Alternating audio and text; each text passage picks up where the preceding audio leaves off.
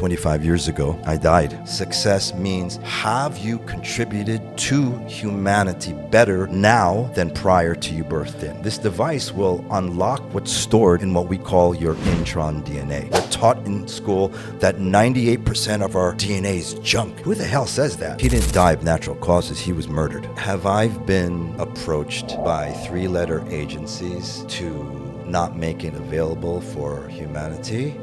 Yes.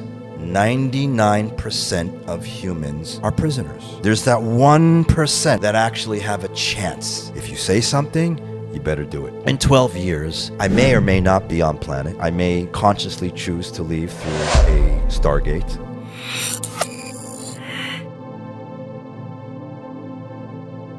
I'm Dr. Jere Rivera-Dehenio, and I'm the inventor of the RASHA technology. Gentlemen. Let's get into the questions. Can you take us back to your near-death experience? How did it shape your life's work with RASHA? Yeah, so let's see, approximately 25 years ago, I died due to a drug overdose, and I had a massive heart attack. So, I was not breathing. I was dead for about 4.5 minutes. During that time, I popped out of my body, meaning my consciousness popped out of my body, about 45 degrees to the rear of my head, about 3 feet. And I was looking at my body, my face turning discolored, right? And the moment I asked internally, who am I? Because I was watching my body, right? But I had 360-degree awareness. The moment I asked that internal question, well, who am I?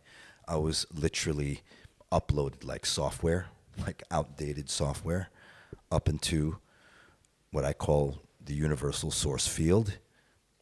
People will label it God, divine, whatever you choose to label it. I call it the unified source consciousness field. And that's where I was integrated back into the field. And you know everything, right? When you die, they say that you know all the questions that you've ever wanted, everything you wanted to know. Yeah, so that's what happened 25 years ago. How has that molded you as a person? Yeah, so, when I came back, when I was downloaded back into my physical body, I came back with, let's say, scalar electromagnetic data packets like Dropbox files, large, massive files in my field. And it took me many, many years to even make sense of the information, because I came back with information that I really didn't study prior to my death experience. And let me just preface this by saying it wasn't a near death, because near really it suggests that I did not die. So it really was a death experience. Right? So when they say near death, that's erroneous, first and foremost. So it was a death experience. And when I came back with that information, I was not the same person that I was prior to my death experience, right? In fact, my son at the time, he was 5, he said, "You're not my dad." He goes, "You're not my dad." He knew exactly that the consciousness or the software upgrade that came back into this physical body was not the same consciousness that actually birthed him.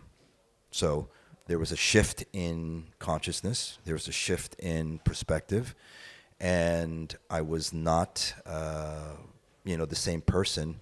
So I left. I actually went and I left New York City, and I went all the way to California to actually make sense of all the information that I came back with, because I had knowledge of base 12 mathematics, scalar energy, which really no one's taught in university. No one's taught actually base 12 mathematics. They're taught the finite life, death science, base 10 mathematics that they shove down your throats in educational systems. And, it did shape me to the person I am today, to create the RASHA. So is that what led you to 10 plus dedicated years of your life to creating the RASHA? Yeah, because, I had to really re-engineer or reverse engineer the information that I came back with, right? I had to actually study go through all this, deductions and really figure out if this information was really real. And how long did it take you to process all this newly found information? I would say it took 6 years from the time I died in 2000 to 2006 to actually make sense of it all.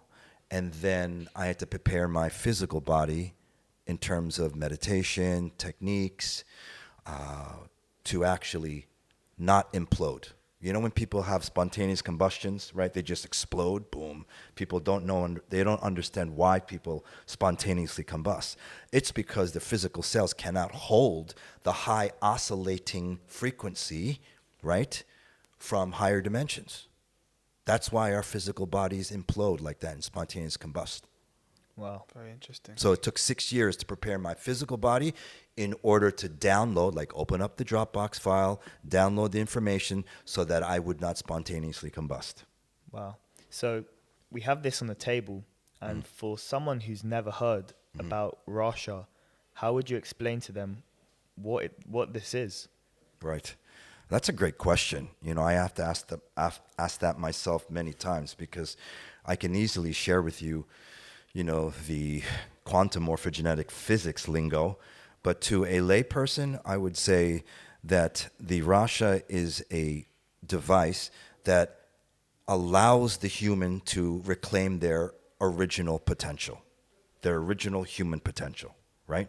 Because we were designed as beings that should live longer, not experience death and disease, right? We should have all of our higher sensory perceptions already turned on, right? Like, for example, children that are born, they call them quote unquote indigo children, right? You've heard of the phrase, or if you haven't, I'll explain it to you. These are children that are born with 6 strands of their DNA already activated, where most humanity is birthed with 2 to 3 strands of their DNA fully operational, right?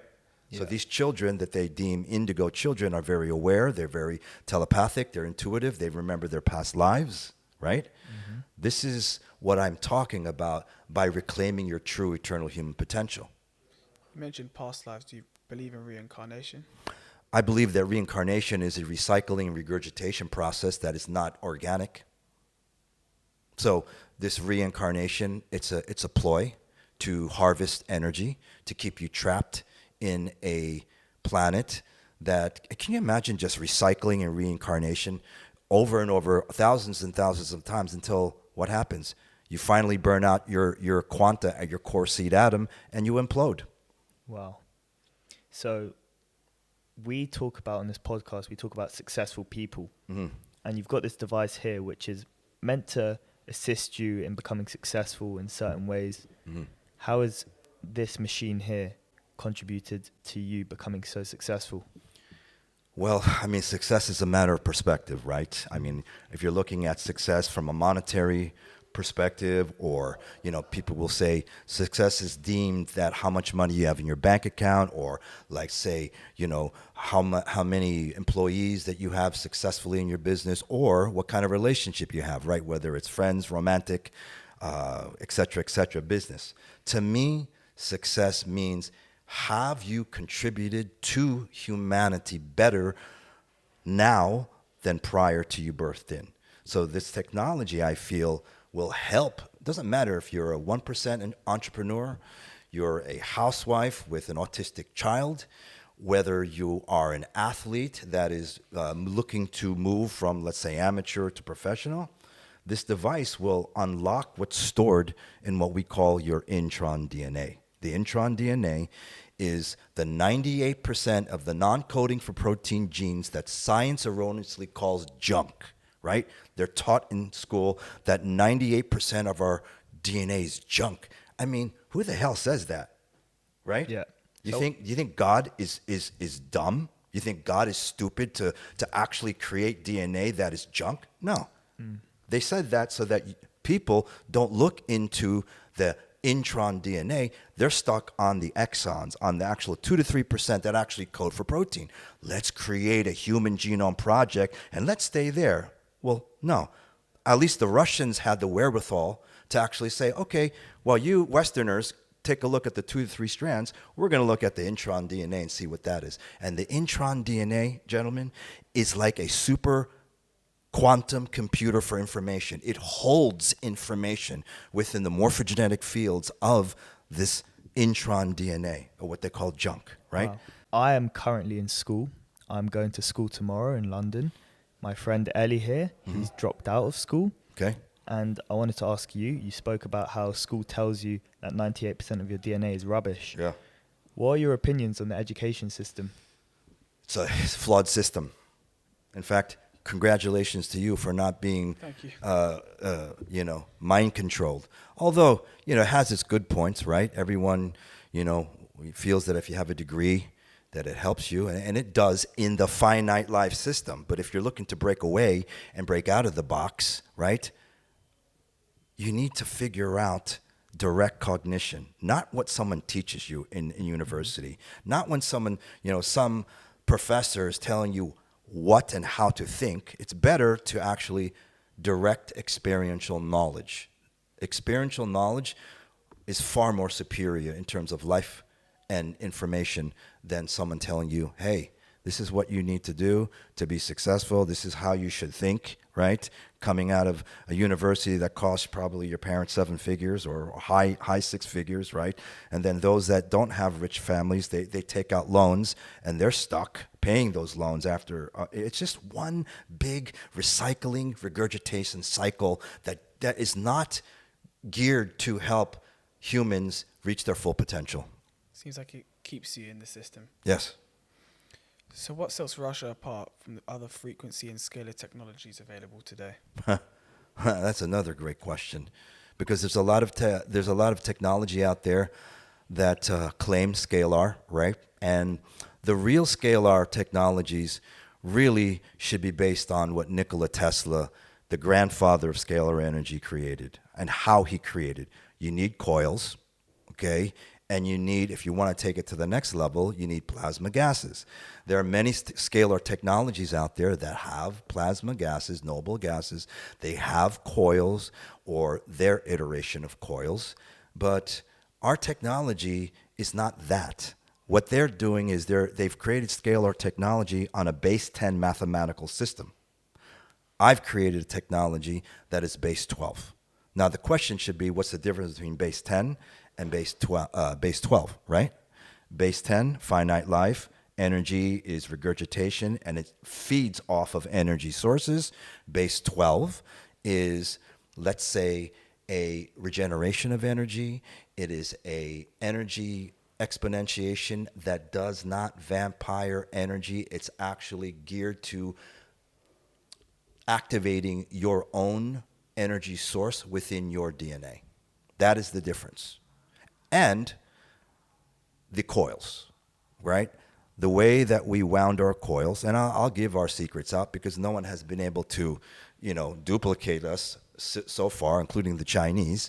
So we're based on a square root of 2, 1.414 ratio. Everyone on the planet is using 1.618, which is a phi ratio, which everyone deems to be, the great golden ratio, right? No, that ratio is a finite life system, right? It is based on recycling and a base 10 system that actually vampires energy from external surroundings, whereas base 12 and square root of 2 actually is an exponentiation of energy, and it helps you actually regenerate energy versus vampiring energy. That's the difference between base 10 and base 12. You've mentioned Nikola Tesla. Is he an inspiration for the RASHA? Absolutely. Nikola Tesla, is the inspiration for me, right? And as you look at today's world and you look at companies, like, for example, Tesla cars, right? Tesla company is not really based on Nikola Tesla. It's just based on a battery system that was, let's say, they took the information from Nikola Tesla and they created a battery based on that. But really, if Nikola Tesla were alive today, he wouldn't be using batteries. He'd be taking the frequency from the ether or the air, right? Or the ground, Was right? that like the tower he had? Yes. Right. The Wardenclyffe Tower in Long Island was a prime example of a Nikola Tesla based technology that was able to generate free energy. And of course, the powers that be destroyed it, shut it down. Because it's non-profitable. It's not profitable, correct. So is that what you believe had happened to him? Yeah, he didn't die of natural causes. He was murdered Wow. in the New York hotel. Agreed. Okay, I wanted to ask you as well. Have you faced resistance from Western medicine? And if so, how do you navigate through that? Where do you guys get your questions? You make this up or you really researched me, huh? Maybe not? Okay. So listen. Can't release the secrets. Have I been approached by 3-letter agencies to, let's say, not make it available for humanity? Yes. Right? However, because of the work that I have originally completed, right? I created the RASHA actually to help children, okay? Specifically children with autism spectrum disorder and special needs. That was the original intention because I was surrounded with couples, friends of mine that had multiple children with autism, and they were not able to help their children, right?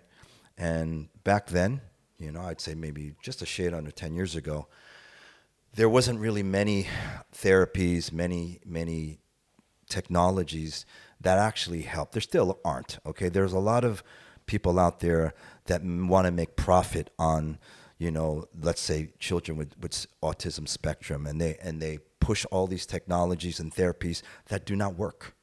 I've seen it for myself. They do not work. All of these therapies that they're pushing in systems, for behavioral speech, I mean, really, it's a shame, really, because, it really doesn't work, right? They're doing nothing to change the morphogenetic fields of the neurological system in the child's brain, right, at all. So when I started to help my friends' children, then I was like, oh, okay, we can actually help children.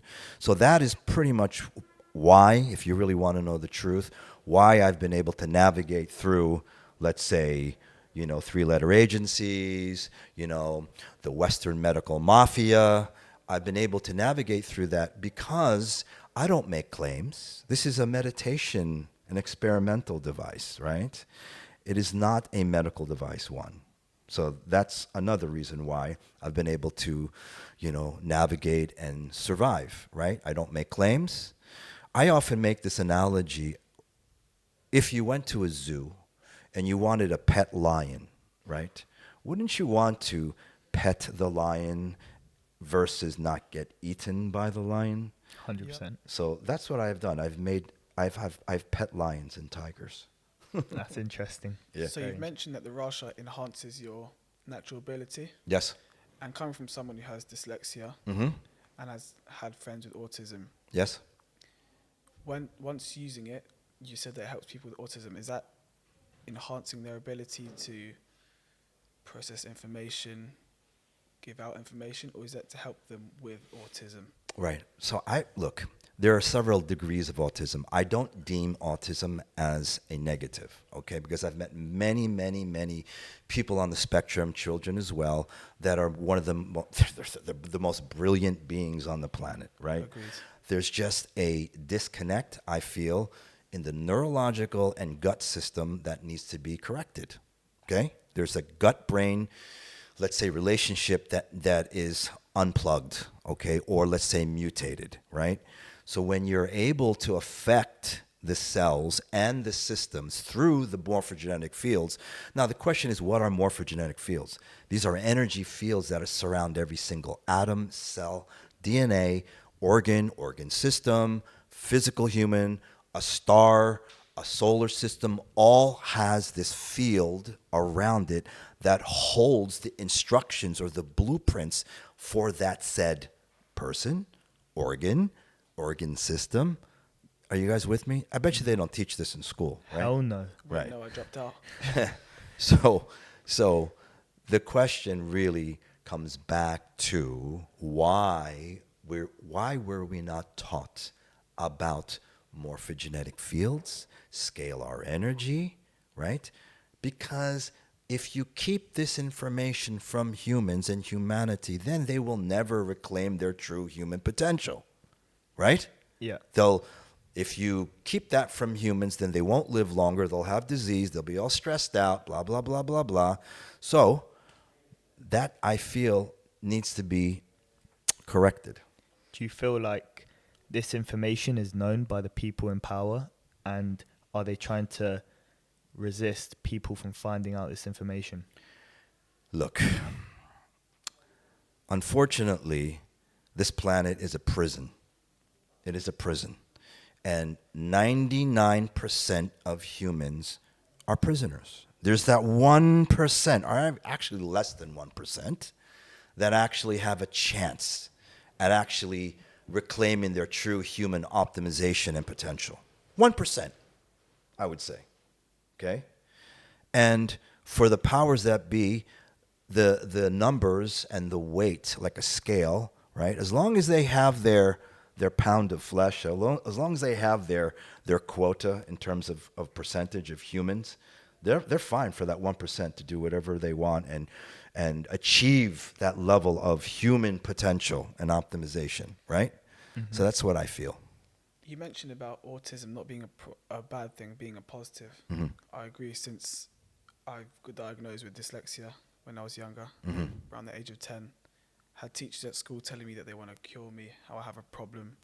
And as I've got older, I've learned to harness it and use it to benefit myself. And I agree with autism as well. Mm-hmm. Just wanted to say that. Honestly, I don't see dyslexia as a issue. I mean, there are times where I say things and I get it twisted around, right, in terms of how I read or how I say, oh, go this way, but actually I meant the other way, the opposite. Yeah. I don't feel dyslexia is an issue.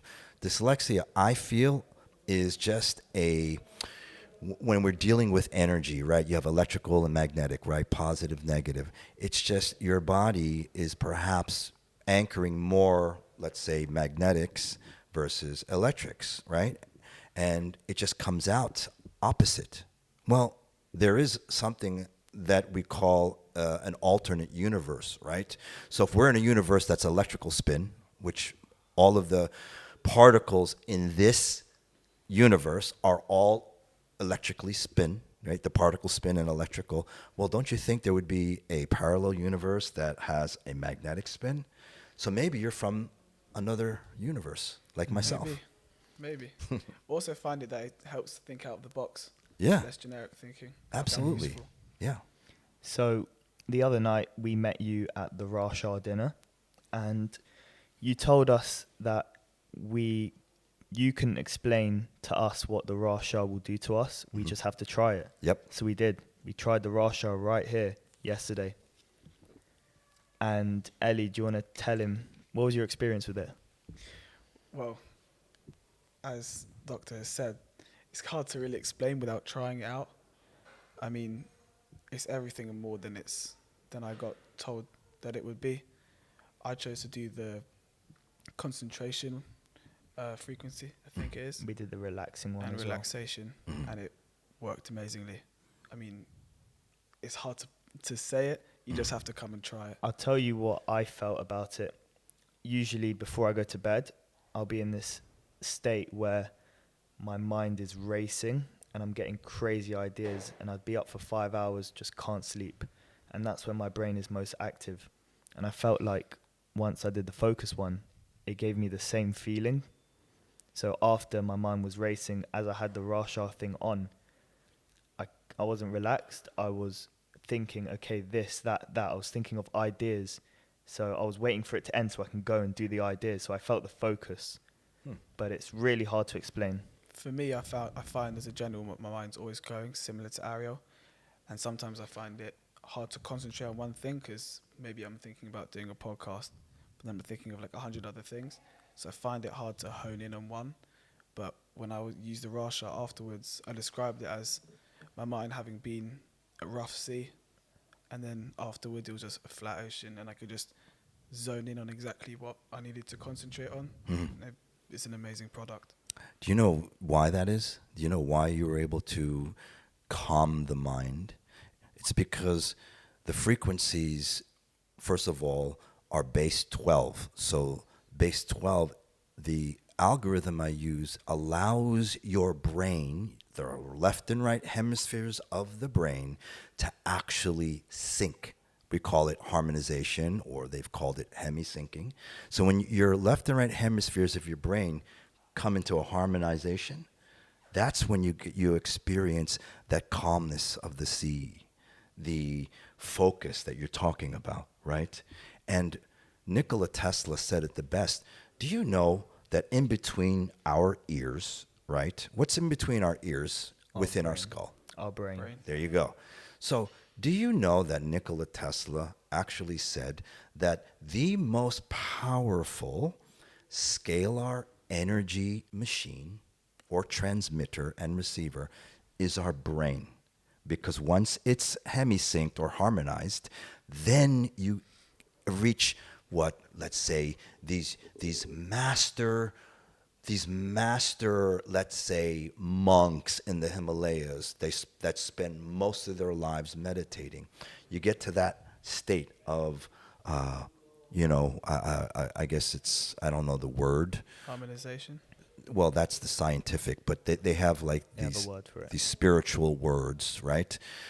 Which, or these religious words that were nirvana or whatever these yogis and yogis use, right? I don't use those words. I use more scientific words like brain harmonization, which is the real proper process that occurs, right? So when you actually, what you two have both described is a harmonization of the left and right hemispheres of your brain, which allowed both of you separately in different experiences to experience your state of what Nikola Tesla called the scalar energy transmitter or interferometer, which is a sender and receiver of information. It's interesting that you say that because at the end of the experience, you said these 4 words and then you said it in another language. Mm-hmm. So was that just a direct translation? And what were those words? Yeah, so it's, I am awake, I'm aware, I remember, and I recall. Those are the English translations. But the language that I spoke was called Anuhazi, right? Which is the predecessor language of the ancient Anasazi, Native Americans that lived in the four corner regions of the United States, right? They're the Anasazi tribe. You can please research and do your due diligence. Don't just believe a word I say. And the Anasazi were known as the Star People. And interestingly enough, one night, the whole entire Anasazi tribe disappeared. So the tribe got wiped out one night. Oh, it didn't get wiped out. If you do your due diligence, one night the Anasazi were there living in the cave dwellings in the pueblos, in the plateaus of the mountains. And then the next day they left everything. Baskets, food, weapons, tools, all there.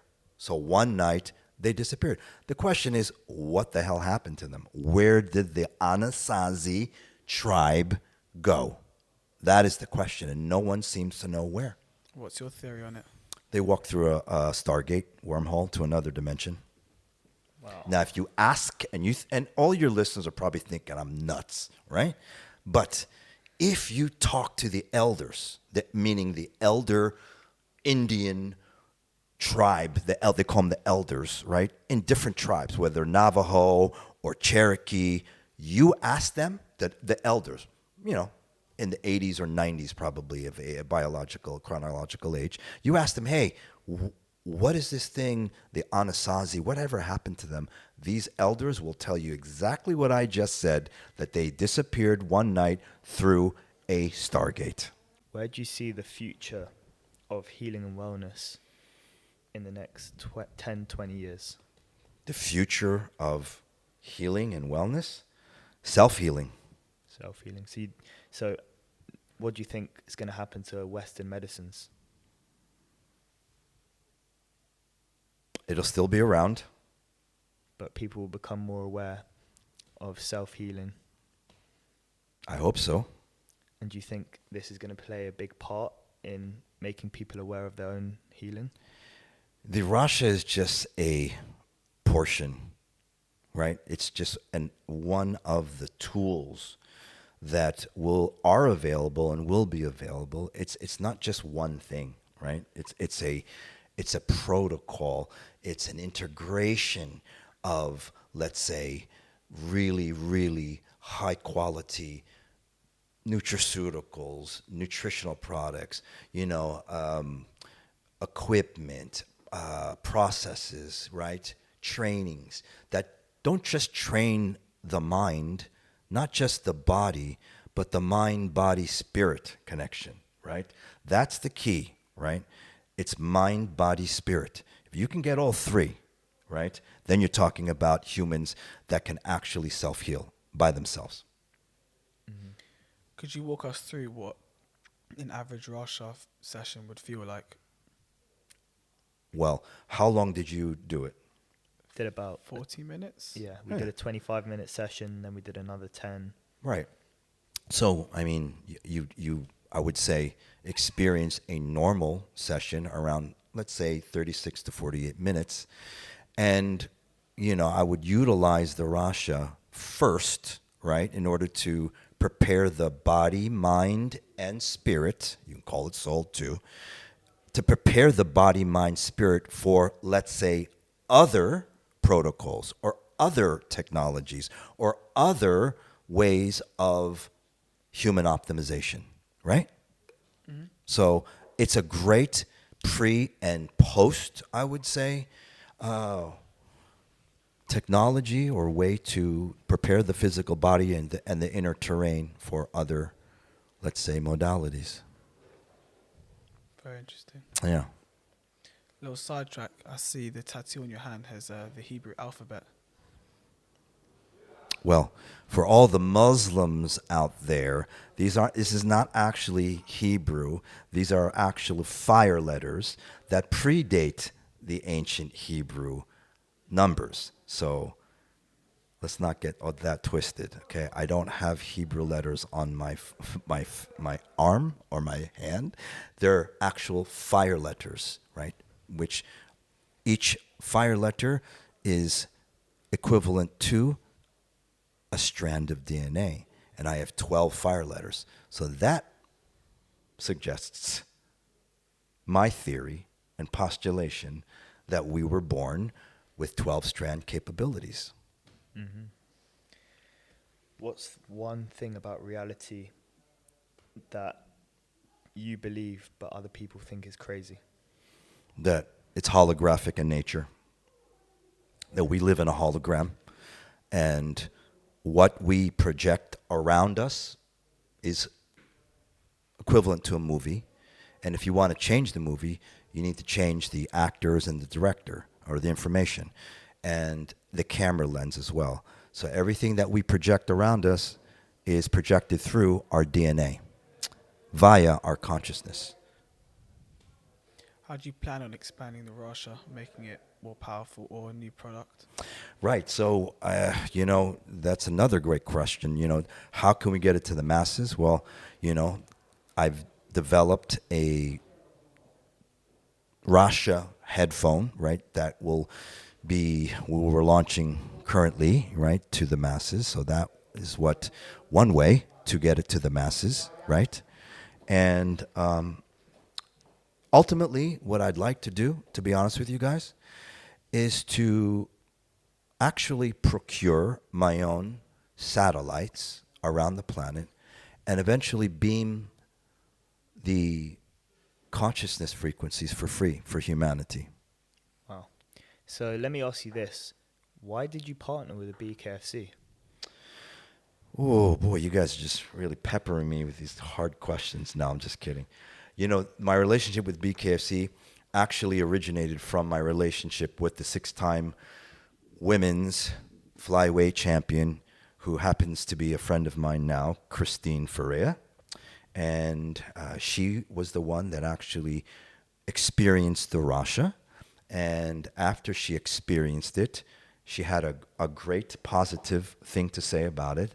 And we just began to work with her and sponsor her for her next fights to prepare her, mentally, emotionally, physically, because it's not just let's say, a technology that can help with,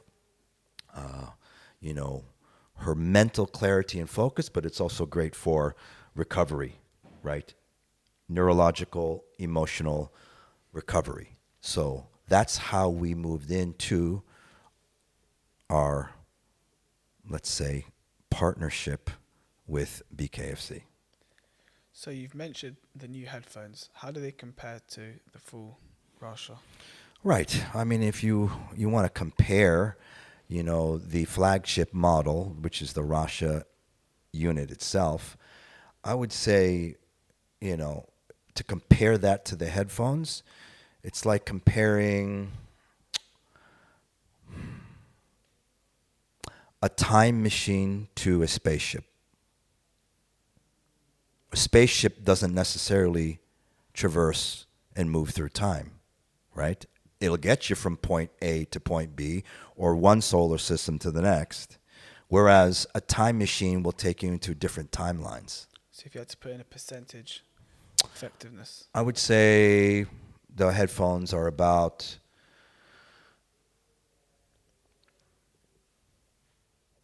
36% less. Less. Yeah. And that's just honest, okay? I don't give a shit what people think. Oh, Dr. Jere, you should have said this. No, I have to really be true to myself and say, okay, it's about 36%, less than the flagship model. Because one, the headphones are smaller, the coils are smaller, right? And, we also have our sound beds that also integrate our coils, right? The key to the RASHA technology is our coils, which are wound in a base 12 configuration, right? And that is the key. Couple that with plasma gas, then you get what's known as an excitation of plasma gases, which actually creates and access your ability to integrate and move and experience the scalar field that is around us, by the way. So do the headphones have plasma?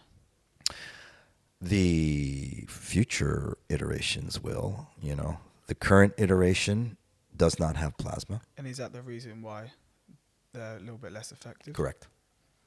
But future iterations will. For sure. Yeah.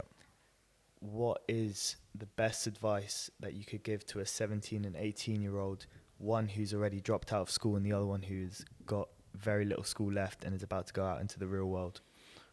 I would say, do what you say. If you say something, you follow through with it, right? Be men of your word, okay? Integrity is everything. So if you say something, you better do it. Do you think as well that when you say things, it manifests something, an action? Well, yes and no.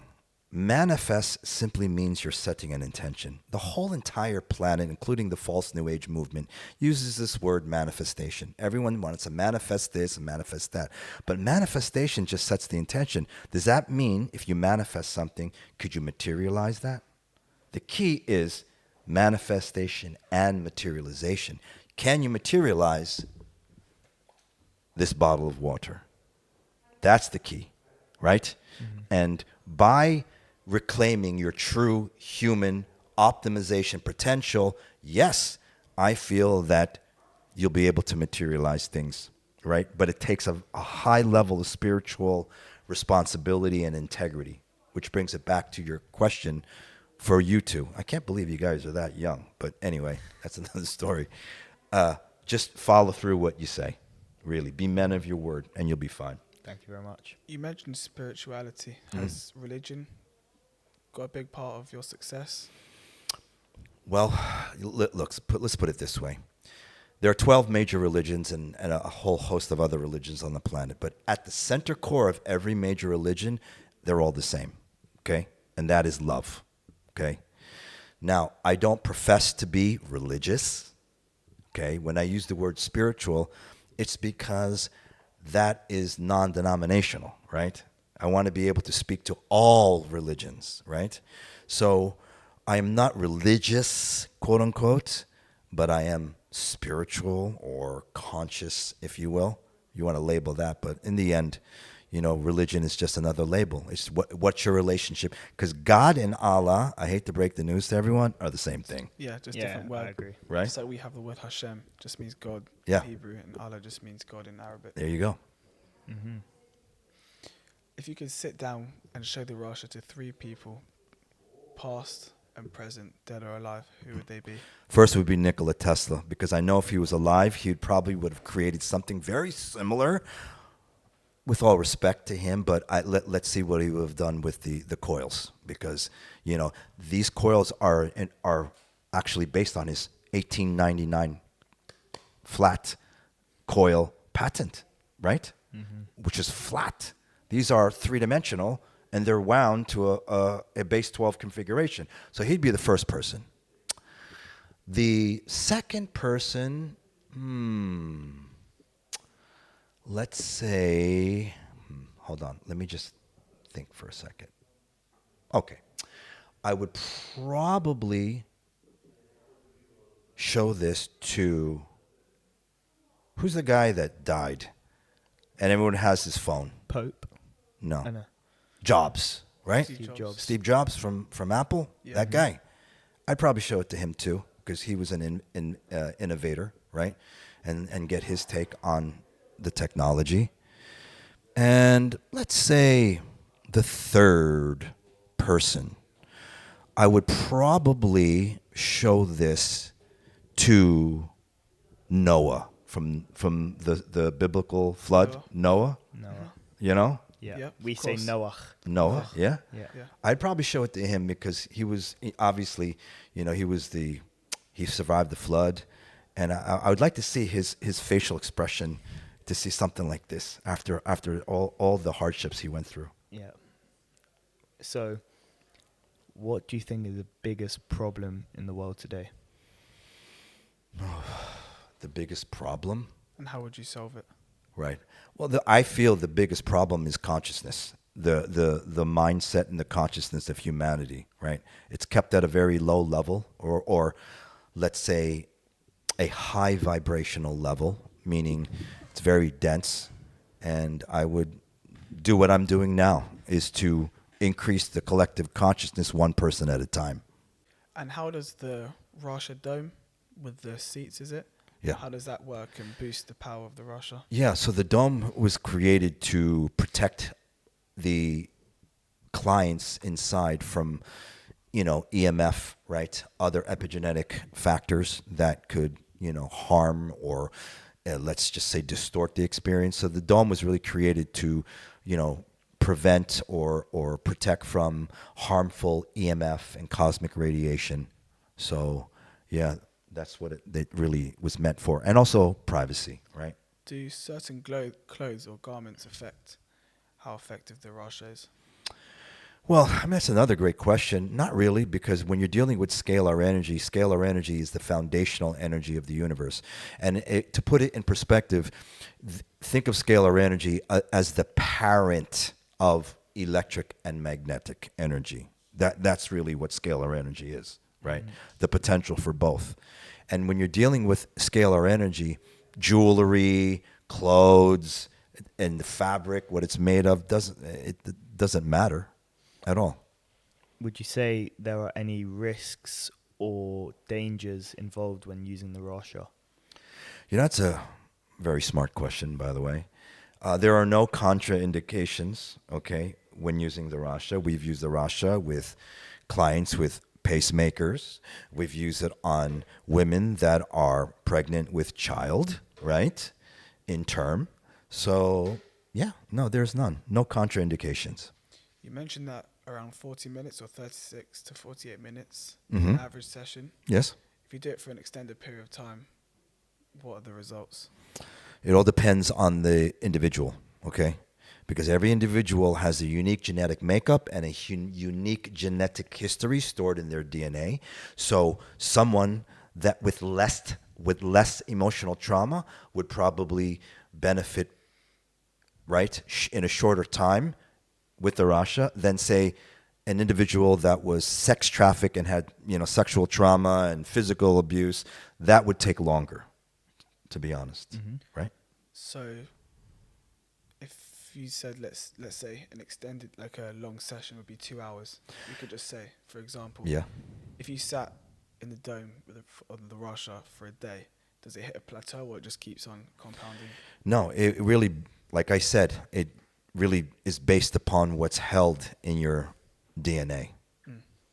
It's very dependent on the person. Absolute individual, right? Yeah, Yeah. that's very interesting. Yeah. Just before we wrap things up, I want to ask you, where do you see yourself in 10 years? Well, I like using a base 12 number, so I'd say in 12 years. 12 years. In 12 years, I see myself. Yeah.